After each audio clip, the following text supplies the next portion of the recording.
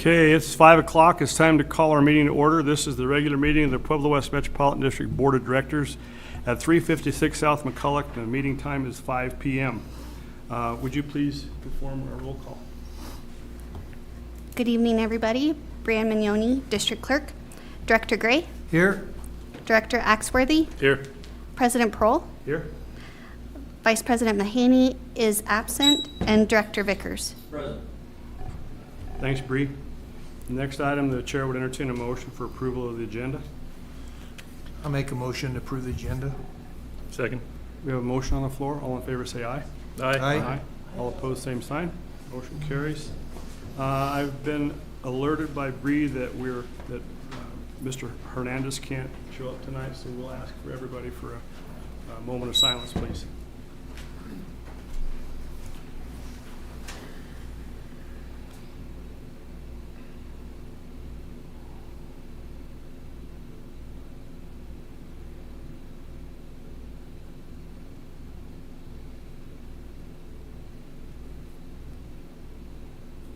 Thank you.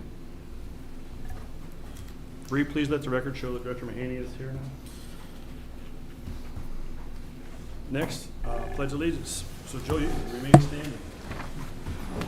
I pledge allegiance to the flag of the United States of America and to the republic for which it stands, one nation, under God, indivisible, with liberty and justice for all.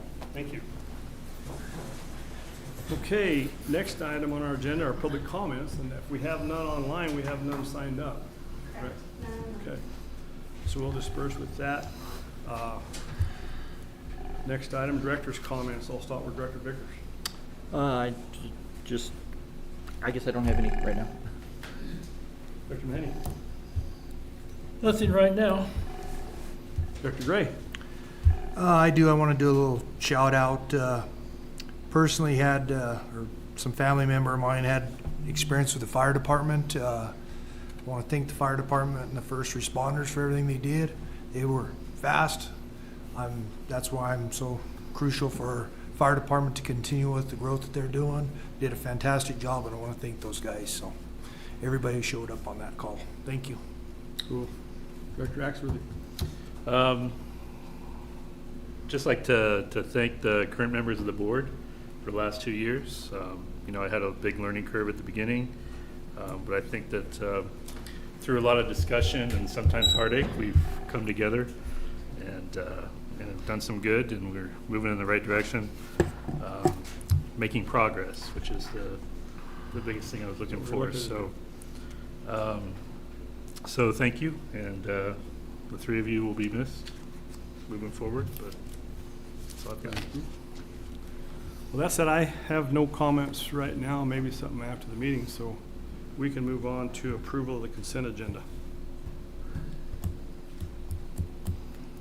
Is there a motion? I'll make a motion to approve the consent agenda. I'll second it. We have a motion on the floor. All in favor say aye. Aye. All opposed, same sign. Motion carries. Special Recognition Safety Award for Stephen McDowell, presented by Christian Hine, District Manager, Robert Bannum, Deputy Director of Operations. So good evening, Board of Directors. Christian J. Hine, District Manager. What we're going to be doing here is recognizing Safety Steve, who is our Safety and Risk Manager. I'm going to let Robert speak first because he asked, and hopefully I don't show him up. I don't think I will. I think he has a pretty good speech. So there you go. Okay. So a couple months ago in Q3, we were asked to nominate somebody for the Safety Hero Award. I personally nominated Steve. I feel that he has made, do I need to introduce myself to the board? Sorry. Good evening, President Prohl and members of the board. Robert Bannum, Deputy Director of Utilities Operations. Going back. So since Steve has joined the district, Steve has made significant strides in enhancing safety awareness and promoting safety positive practices across the workforce, especially in utilities. His proactive approach has contributed to creating an environment where safety is a priority. Steve consistently demonstrates his commitment to safety and being approachable and responsive. He is always willing to step in and assess any situation where safety concerns arise, offering thoughtful solutions that provide overall safety of the workplace. His dedication to fostering a safety-conscious culture is evident, and he is, and he continually goes above and beyond to ensure the well-being of all our team members. Steve's efforts have made a lasting impact, and his contribution to safety within the district is truly recommendable. So what I'd like to say, I also nominated Steve, and I actually think the real reason I let Robert speak first is so he could take all the words, and I could be a lot shorter. What I really want to show for Steve, or share with Steve, is that he's expressed a lot of frustration sometimes with how difficult it is to manage a program, especially for as large as our district is. The work that he's done, and it's not unique that leaders often charged with the responsibility of the entire organization can feel frustrated if they feel like things aren't advancing or progressing as much as they have. But what Steve has done for our organization, whether reducing our EMOD score or understanding where it is going and how we might introduce things to help that and ultimately save taxpayers money when it comes down to it and make our organization more safe, has been phenomenal. I couldn't be more proud. I'm glad he joined our team. He was actually selected before I became interim, and so I'm really appreciative, and I'm thinking he's very deserving of this award. So I just want to thank Steve, and then I'll also, do you have a speech prepared? Sure. I appreciate it. I'll go off the cuff. Perfect. So yeah, my name's Kyle Brown, and this is my colleague Brennan. We're with the Colorado Special Districts Property and Liability Pool. We're the ones who present this award, and quarterly we present it to employees of districts that we work with who are going above and beyond, who kind of embody that safety culture, that safety drive for the district. So I also agree that Steve is very deserving of this award. I'll tell kind of a story. It's embarrassing, but it's also just shows how far we came. 3 years ago, my predecessor, Steve's predecessor, were driving us around the district showing them, and today we drove around 2 new people that joined our teams. So we came a long way together, and Steve is really the embodiment. He's always trying to do the right thing and not afraid to ask those hard questions. Thank you. Yeah. And Brennan's got the, I got to snap a picture. Thank you, Steve. Congratulations. Thank you. Give Steve a round of applause.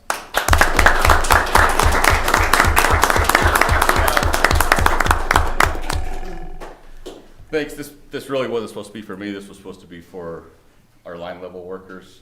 I appreciate it. I'm going to give it back to the district. We have our safety fair coming up July 3rd. You're more than welcome to come to it, so it'll go in there to buy gifts for giveaway for them.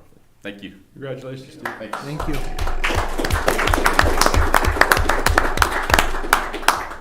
Thanks, Christian. Thanks, Robert.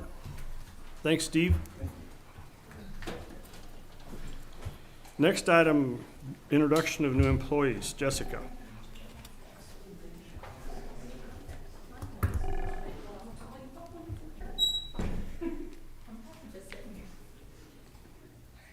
Good evening, President Prohl, fellow members of the board. I am Jessica Pankey, HR Director, and I am here to introduce new employees that we hired last month. We got 2 faces on the screen for you. They were not able to be here. The first one on my left, looking at him, is going to be Adam Lujan. He was hired on April 22nd as a collection and distribution operator trainee. Adam comes to us with over 10 years of experience with operating equipment and automotive experience. And he actually started through Express and did such a good job that when he concluded that contract, we hired him on. The other one is Daniel Sanchez, also a collection and distribution operator trainee, hired on April 21st. Daniel comes to us with about 5 years of experience with heavy equipment operating and general labor experience, and he was also someone we took from Express. And my third one, I was lucky enough to get here, so she's gonna walk herself right up here. And we have Donna Wimp. You might recognize her face. She's actually been coming to board meetings since she started interviewing with the district. So very happy to see her here, hired with us. She was hired on April 7th, and she comes to us with a bachelor's in communications from Hardeman University. And most recently worked as an office manager for American National Insurance Company. So very happy to hire her on. Would you like to say anything? Hi. That's all. Hi. Going back to Willow Corner. Thank you so much. Have a great night. Thanks, Jessica. Thanks. and welcome all your new employees. Next item, moving right along, action items. Jeffrey D. Herrera, resolution authorizing the district manager to execute the restoration of yield, ROY establishment agreement. Yes, good evening, President Prohl, members of the board. Jeffrey De Herrera, Deputy Director of Utilities Administration, and I'm looking for an acronym for that, so if you have one. I've said that about 8 times today, and every time it's like, am I going to finish saying my title? So I'm here to ask for approval of resolution asking that allows for Mr. Hine, our district manager, to sign the Roy Authority Establishment Agreement.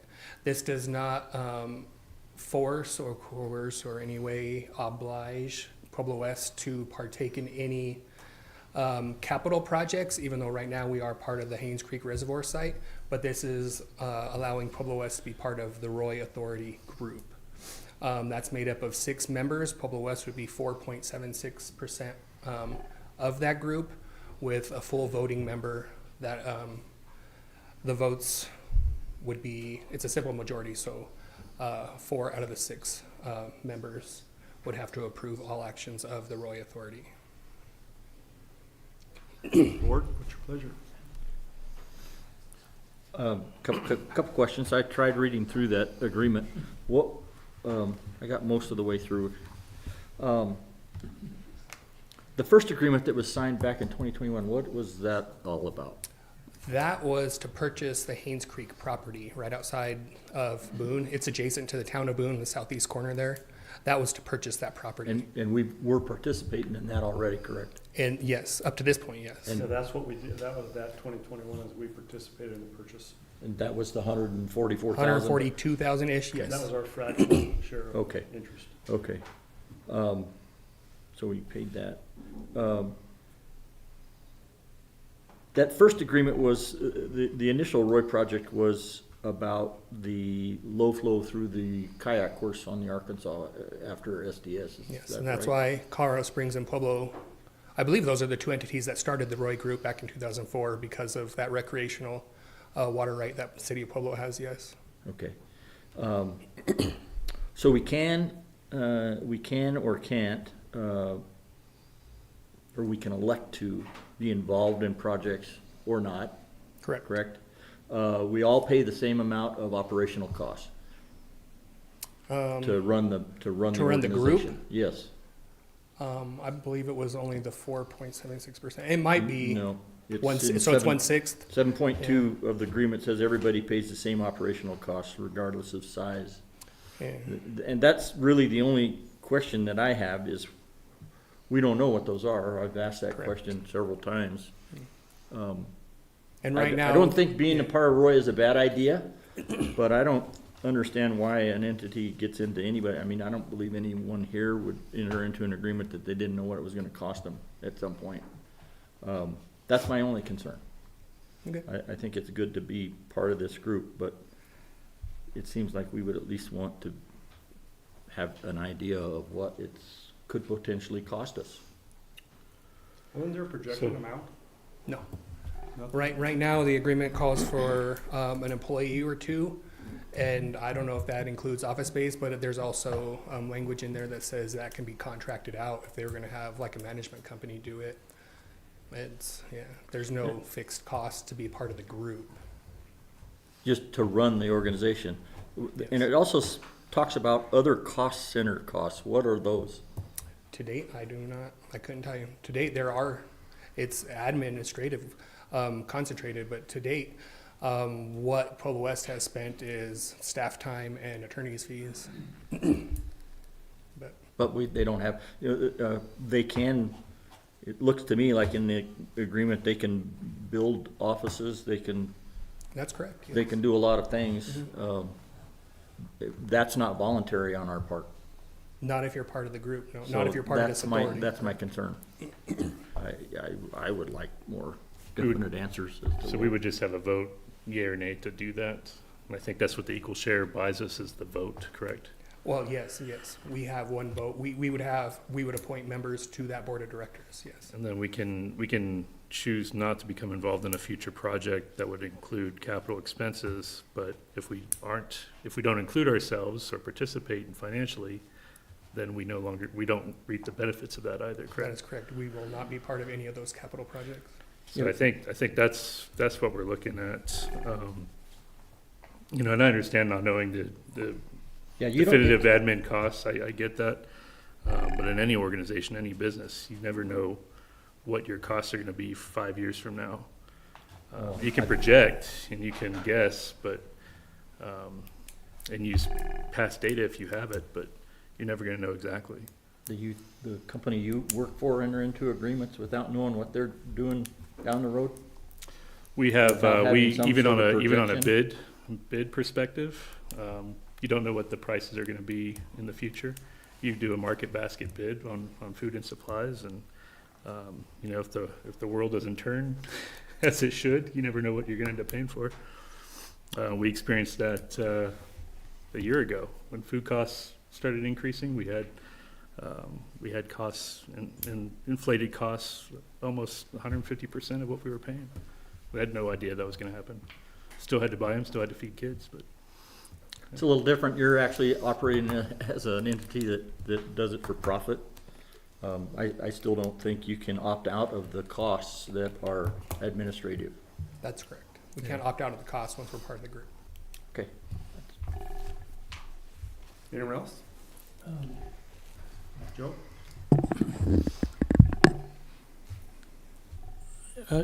It appears that we're trying to benefit by having a participation in what I would call an evaporation pond down around Boone. What will that do for us that we currently are storing water in Henry and Meredith? Meredith, correct. Yeah. So what's this going to do for us that we can't do already in Meredith? Well, this doesn't oblige us to be part of that Haynes Creek Reservoir site. This is only to be part of the Roy Authority group. So the board could opt Pueblo West out of participating in that reservoir site. This is purely the group establishment of the Roy Authority. What else is Roy going to do for us if we don't participate in their evaporation pond? That is correct. Or maybe a different evaporation pond, yeah. Yeah. Yeah. They're talking about one up by somewhere south of Canyon City over a bunch of coal mines. And Cutter Corporation figured out that you can't store water up there because it leaks into the voids of the coal mines and creates all kinds of problems. So the book Cadillac Desert said all good reservoir sites were chosen and adjudicated in 1946. These two are just a waste of money. That is an amazing book, I will tell you that. Yeah. Yes. It is. Yes, it is. So we Okay. own our share right now. Right now, correct. Our Yes, next we've step been a is part to- of the Roy group Right. via IGA since 2015, yes. So our next step is to move forward with this resolution. Is to be part of the Roy Authority, which is, the Roy Authority would not have to work in the realms of the IGA anymore. They can freely do their administrative dealings, yes, without having to get a new IGA all the time from all 6 entities. I just feel it's important to have a seat at this table. You know, water's our biggest thing. What are we gonna do if we don't have this? I mean, we've already spent $142,000, correct? Correct. So we just take that money and throw it out the window? No, that would be the other entities, I apologize, could buy that portion out. So I guess for the public, and even for us at the table, can you explain what the benefits are of being involved in The Roy Authority? Authority? Oh, yeah. Going back 7-8 years, this department was pretty siloed. I mean, regionally, there was some interaction regionally, but we've come a long way with being vice chair of the roundtable, board member of different watershed health collaboratives. Robert is treasurer of the Twin Lakes Canal Company. We didn't have that before. It's having that seat at the table and being able to vote on those other projects. You know, if we didn't feel like the project was beneficial to Pueblo West, but being a part of the Roy Authority, we could vote no on that. We could also vote yes. We would not have a vote at all if we're not part of the Roy Authority. And would you say that this is a good step in working as a collaborative unit to consolidate water resources in the future, so we all have a better water portfolio to use off of? No, absolutely, and it's not a coincidence that larger entities, Pueblo, Colorado Springs, Aurora, are part of this as well. I mean, even though one of those is out of basin, Aurora, and they see the value in it too. And previously the board did. Previous boards did. They approved being part of Roy 2010, 2011. They approved actually becoming a part of it in 2015, and they approved our portion of the Haynes Creek site purchase in 2021. So those were 3 previous votes by board members to move this along. This is just the next step for us. So I think, Chair would certainly entertain a motion on this resolution. We can do a roll call vote if we like. I make a motion for the resolution to authorize the district manager to execute the restoration of the Roy Establishment Agreement. I'll second. Okay, we have a motion on the floor. Bree, would you please do a roll call vote? Director Gray, Yes. Director Axworthy, Yes. President Pearl, Yes. Vice President Mahaney, No. Director Vickers. No. Okay, motion carries. Jeffrey, thank you. Thank you. Next item, resolution of support and approval for district land lease for Grid Alternatives Colorado Community-Based Community Solar Garden through the Black Hills Energy Community Solar Program. Matt Lund. Good evening, President Pearl, members of the board. Matt Lund, Director of Business Administration. Back before you tonight for action on this district land lease for this community solar project. We did meet for discussion last board meeting, and the one item we added to the lease at the request of Director Gray was to make sure that in the case that the lease were to be terminated, they would also ensure removal of any below-ground structures as well as above-ground structures. So that change has been made in the documents in front of you, and we have a resolution for you to consider for approval. Thank you.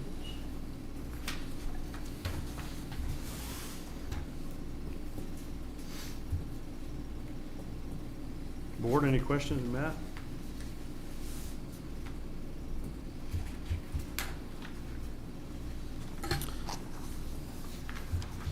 I'll make a motion to approve the resolution of support and approval for district land lease for Grid Alternatives Colorado Community-Based Community Solar Garden through the Black Hills Energy Community Solar Program.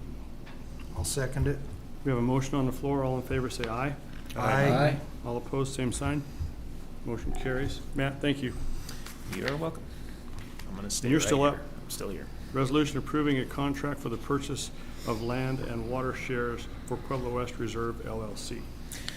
Thank you again, Matt Lund, Director of Business Administration. A little bit of deja vu. This was approved last meeting, and then we were contacted by the Sellers Council with some small tweaks and changes, and that went back and forth with our legal counsel. So they have reviewed those changes, and we have found an agreeable version of the contract, once again for your consideration. Again, this is for the purchase of land and water shares from the Pueblo West Reserve, approximately 504 acres of land and 52 paired shares of Colorado Canal and Lake Meredith water shares. I stand for any questions, and if we have any questions for the Utilities Department, I'll ask them to come up and answer those. Questions, anyone? Didn't change cost. Cost did not change.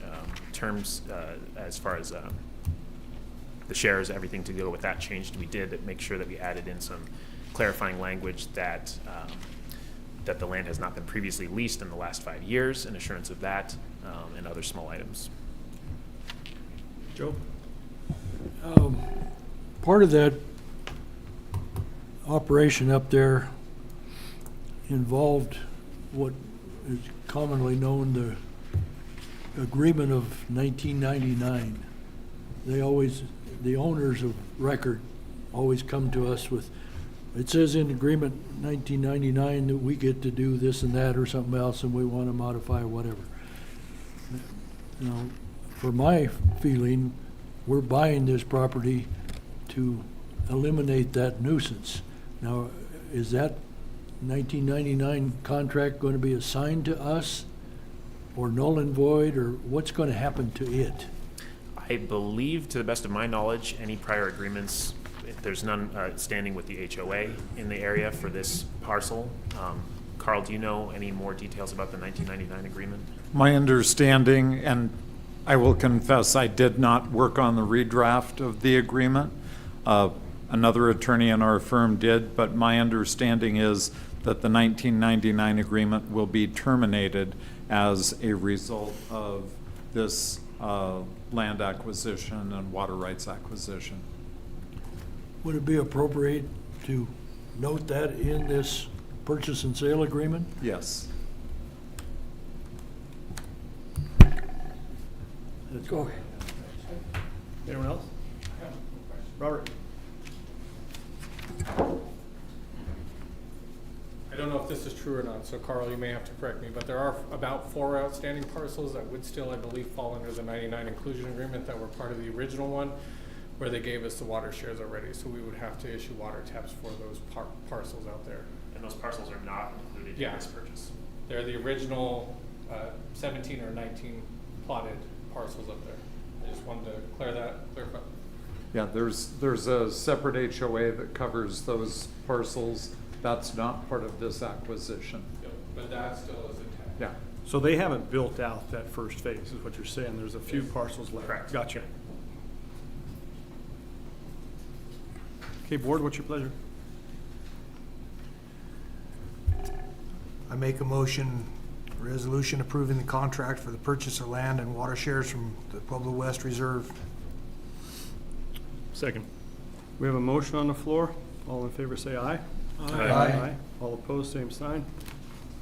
Motion carries. Thanks, Matt. Thank you, Board. Appreciate it. Thank you. Discussion items. Feedback on board work sessions. Christian. Good evening, Board of Directors. Christian J. Hine, District Manager. So partially I'll start with facilitating probably an open discussion, talking about this trial period we had where after a conversation early January, I think it was the first meeting in January, where we talked about the board meetings, the conduct during, ensuring and identifying that board members felt prepared, ready to engage in discussion, and hopefully facilitating a little bit easier when it came to actually conversing about topics, especially ones that might require a lot of discussion when it came time to do so. We introduced a couple of different options. At that time, the board elected to approve a trial session for a work session to take place the Friday before each regular board meeting that normally takes place on Monday. That's been 10 a.m., generally to 12 p.m. Yes, 12 p.m. To discuss all the things that are on the agenda upcoming before we publish. This provided an opportunity where the board was getting the packet usually around Wednesday afternoon, review some of the materials or the majority of materials that were prepared.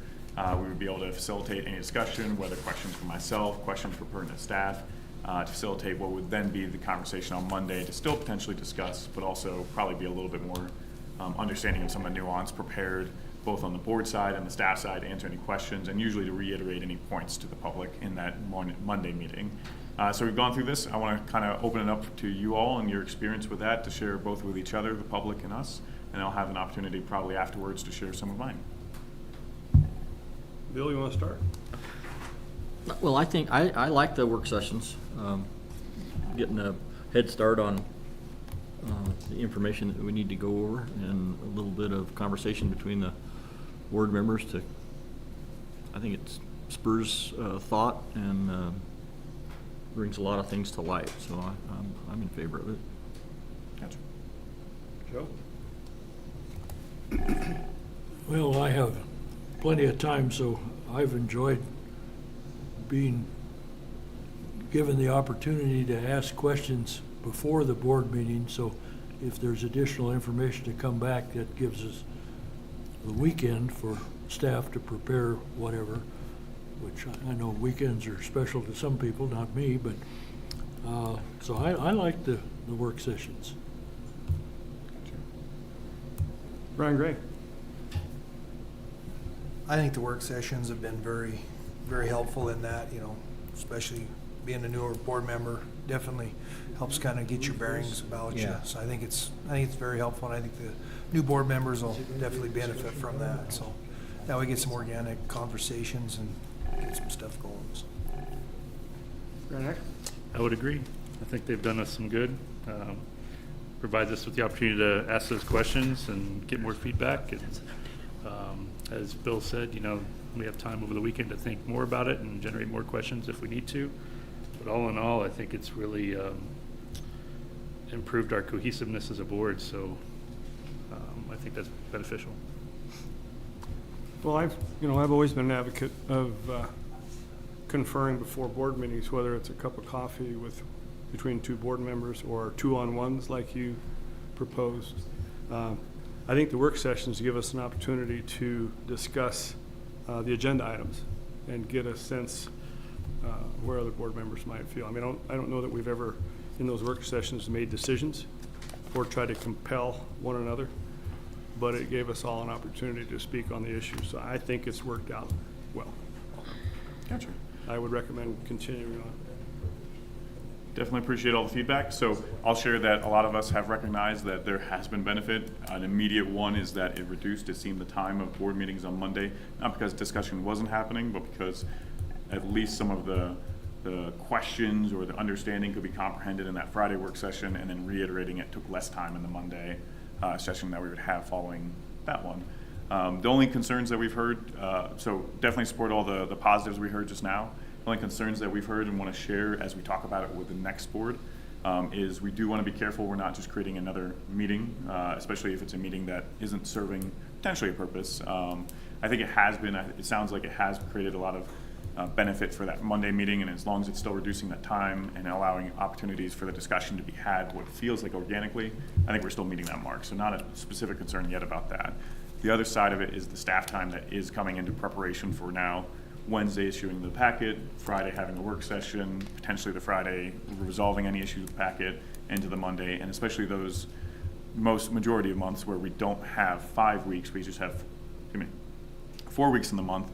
What we have noticed on our side is there is meeting week, and then there is post-meeting week, and then it's meeting week, and then post-meeting week. It's recognizing that we're stuck in a cycle of that, and we notice it when there's a 5-week month, where there's that 1 week that all of us take a sigh and relief on recognizing like we can focus on other things. So I think we are open at least to sharing some potential different paths to still achieve that goal, to hopefully reduce the amount of time across the entire month dedicated simply to board meetings, but also, and it was brought up Friday, talking about it, not altering it in such a way that delays action or reduces our opportunity to make sure that things that do need to come to the board are prolonged, delayed, causing it not to actually become action for it. So all that is to say that in the next couple of sessions with the next board, I think we're interested in exploring what this could look like, seeing if there's variations to it that still achieve that same goal, and start refining it, not necessarily changing a holistic approach.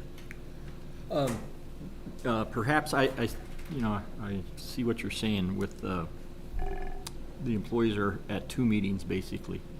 I don't know if there's a way for them to feed their information to our deputy directors and just have them at the meetings so that the employees are not tied up with, trying to facilitate the meeting when they could be doing more important things.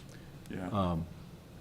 I know something to think about, Sure. So the original intent I'll share was for essentially the district manager to be able to discuss during those work sessions, but we found that during those work sessions, some of them could be very technical and specific questions, which started relying on more specific answers sometimes, or at least the proximity to know, hey, if this is a question that we don't have the answer to yet, how to get to it. Really where it's causing a problem of employees might be the district clerk and those associated with preparing the agenda, not necessarily the meeting itself.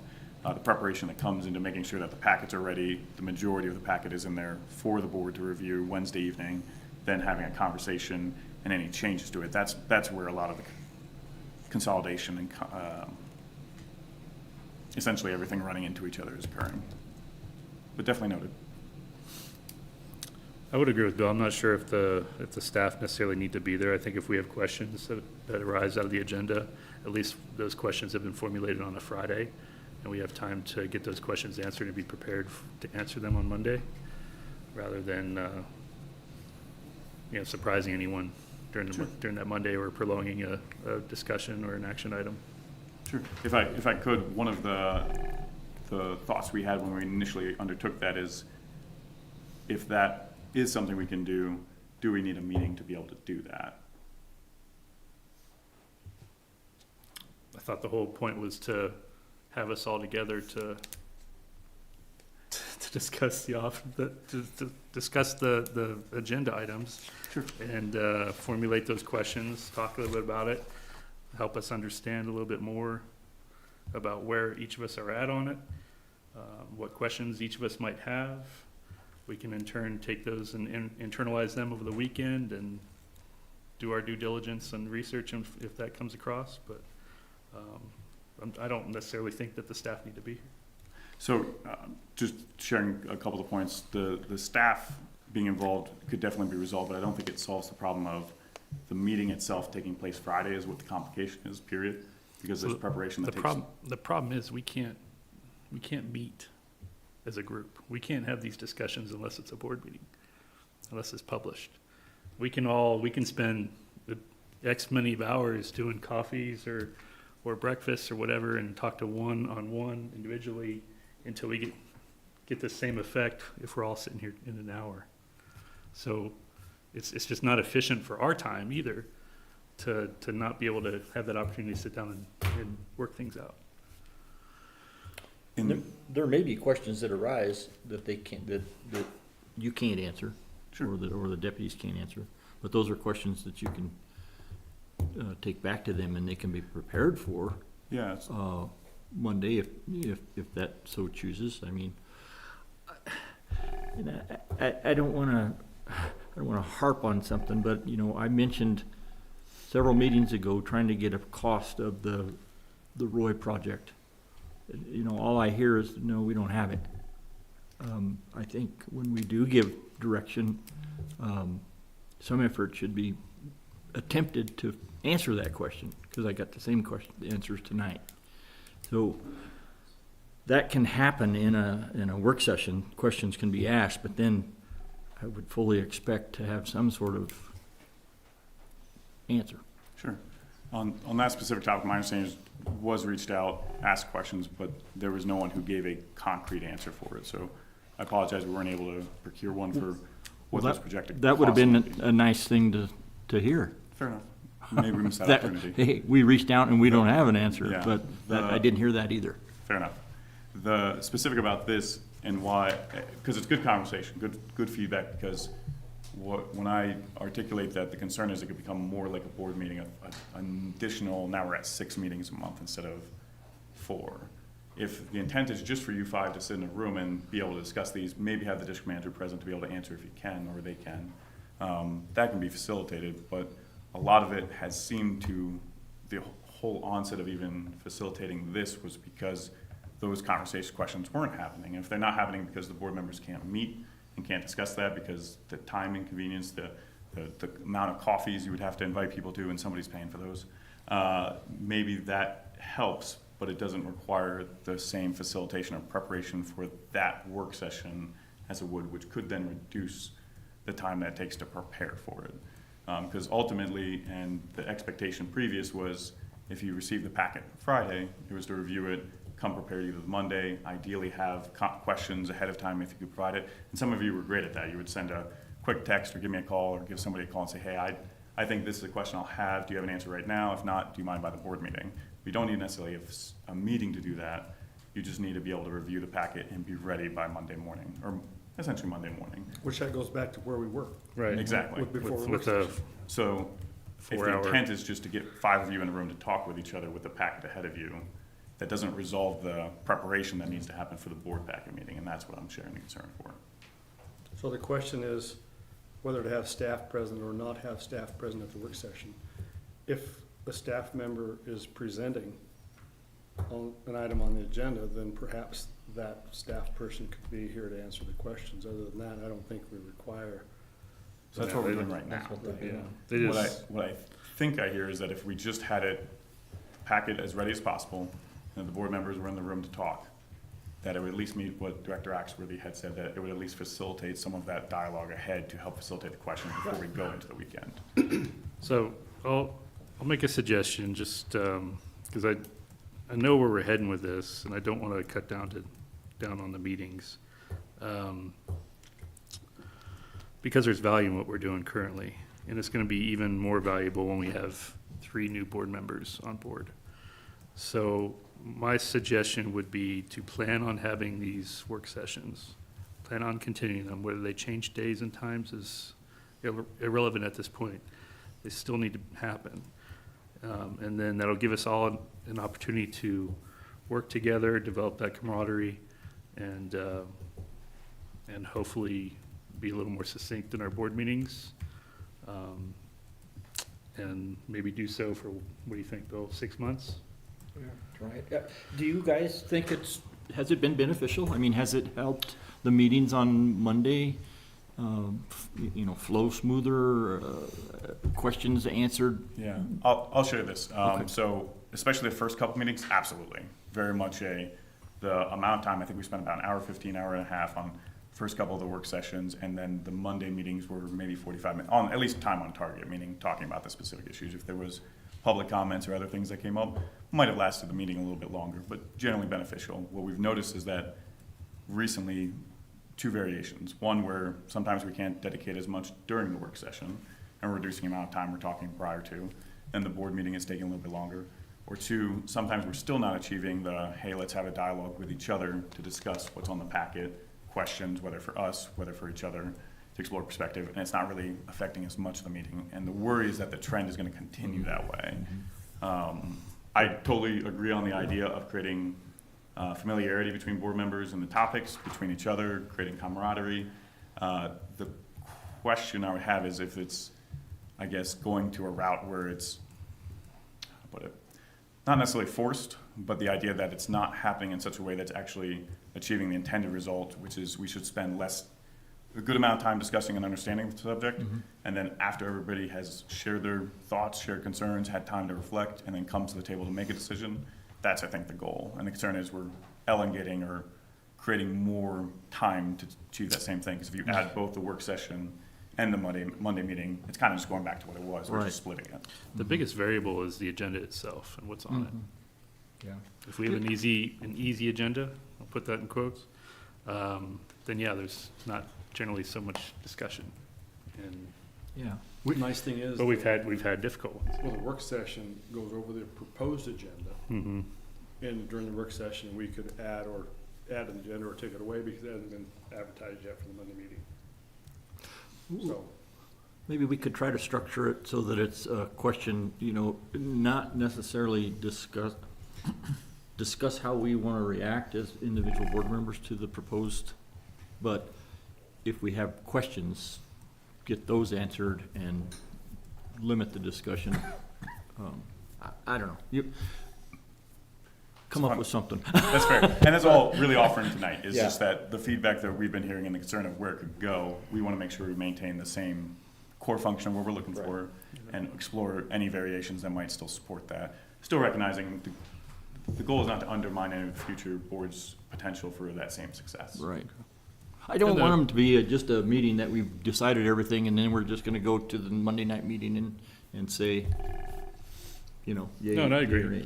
I think and I don't feel that we've done that. We do have a lot more discussion and some of the harder topics and in the work sessions that we were in, especially at the start, as you mentioned. Agendas seemed to get a little easier as time moved on, as the year moved on.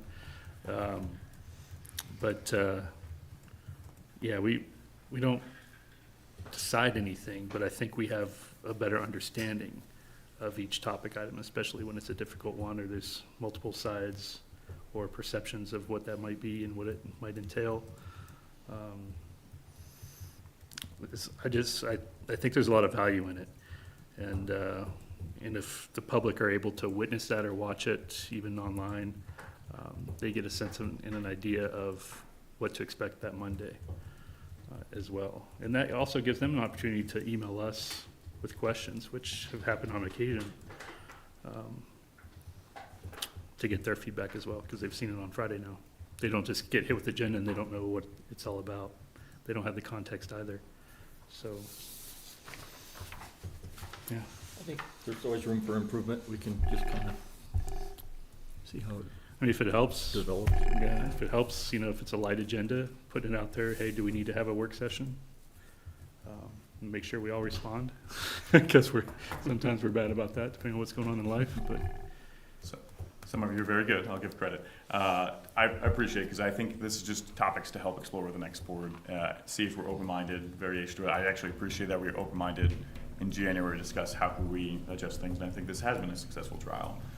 So we'll explore it more with the next board, but I appreciate your feedback, and I appreciate hearing our feedback so far. Christian, thank you. Thank you. Next item, public comments. Do we have any signed up? There are no public comments. None. Okay. Board member comments and district manager. I'll start with the board. Ryan Gray. Nothing at this time. Ryan Axworthy. Nothing for me, sir. Bill. I don't have anything. Joe. No, I don't have anything either. Thank you. Okay, and I have nothing at all to add. Carl. I do want to mention one thing. It actually comes up under our next agenda item on upcoming events, but we have generated, as Director Vickers asked, a memorandum on due process for the COA. That will be coming to you. I got a draft of it late this afternoon. I've not had a chance to go over it other than a quick scan. I do want to make a couple changes to it, but you should have it in the next day or two. Okay. I'm sorry we missed the last COA meeting. Yeah. Also, we need to put on the agenda at some point the continuing discussion about legal representation for COA. Oh, yes. Yes. Sorry, Carl. Yes, we do, and yes, we will. Okay. Okay. Next item, committee reports. COA, Mr. Vickers. Okay, so at the last meeting, they had 6 single-family homes approved and 2 multifamily constructions, duplexes, and 7 accessory structures. So they're still building houses out here. Okay. Pueblo Economic Development Corp. Petco Director Axworthy. Petco. So I don't have an update. I actually was double booked at the same time, so I was not able to attend Petco. Okay. Election update, Katrina. Good evening, Board of Directors. Katrina Peter, Chief Administrative Officer. As you are aware, we completed our election on May 6th, 2025. We got unofficial election results from the county. And so the next steps are we are awaiting the final Uokava votes. That deadline is scheduled for May 14th. And then the canvassing is scheduled for May 20th. I do know that there was a question in regards to signage when those need to come down. And according to Pueblo County's website, the best I was able to find as far as details on that was 20 days past the election, which would put us at May 26th, 2025. So as a reminder to all of our candidates, please have those signs removed no later than May 26th. But right now we do have tentative unofficial election results indicating that Christopher Pasternak, Rodney Potter, who is here today, and then Greg Roberts are going to be our upcoming board members. So welcome them, and we'll get the process started as soon as we receive the official canvassing on the 20th. And then our new board will take their oath of office prior to being seated on the board on that May, I think it's the 27th. That's a Tuesday. Yep, that is a Tuesday. Katrina, thank you. You're welcome. Announcements and events. Pueblo West Metro District offices will be closed in observance of Memorial Day. Pueblo West Board of Directors meeting May 27th, 5 p.m. right here at 356 South McCulloch. Blues, Brews, and Barbecue Festival, June 14th, 4 p.m. at Civic Center Park. July 4th, Independence Day celebration. Pueblo West Metro District offices closed in observance of the 4th of July. National Night Out, August 5th, 5 p.m., Civic Center Park.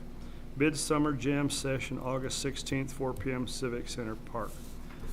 That concludes our regular agenda. The chair would entertain a motion to recess our regular meeting. Director Prohl, if you would indulge me, I did want to mention one thing I had forgotten about. I thought I talked about it at the last meeting, but I don't think so.